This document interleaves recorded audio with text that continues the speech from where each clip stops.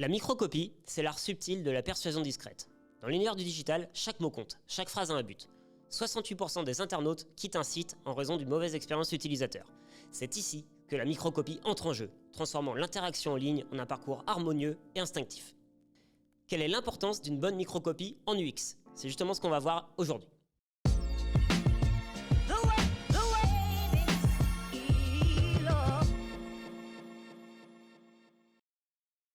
L'expérience utilisateur, l'UX, représente l'ensemble des émotions et des perceptions d'un utilisateur lorsqu'il navigue sur un produit digital, qu'il s'agisse d'un site web, d'une application ou n'importe quel type d'interface.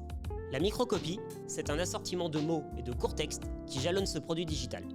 Ces phrases ne sont pas de simples décorations, elles jouent un rôle essentiel dans la manière dont un utilisateur perçoit et interagit avec l'interface. Mais regardons ensemble quelques exemples de microcopie réussies que vous connaissez déjà. Le premier exemple, c'est Netflix. La plateforme de streaming use d'une microcopie sous forme de message, mettant l'accent sur le terme « annuler à tout moment ». Elle offre un sentiment de sécurité et d'absence de risque. Le message est complété par un bouton d'action clair, invitant les utilisateurs à s'immerger dans le vaste monde des films et séries que propose Netflix. Tout cela se déroulant dans un scrolling parallaxe, fluide et engageant. Le deuxième exemple, c'est Trello.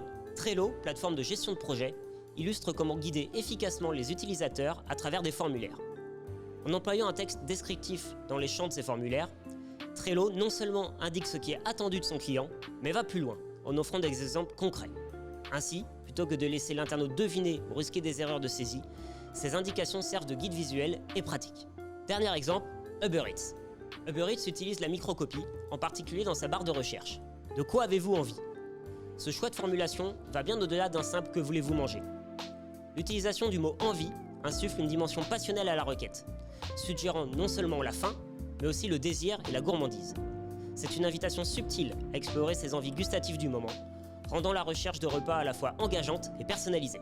Pour aller plus loin, je vous invite à découvrir l'outil d'intelligence artificielle de HubSpot, dont nous sommes partenaires Platinum, et utilisez-le directement dans votre CMS pour générer du texte et de la microcopie sur des articles de blog et sur votre site.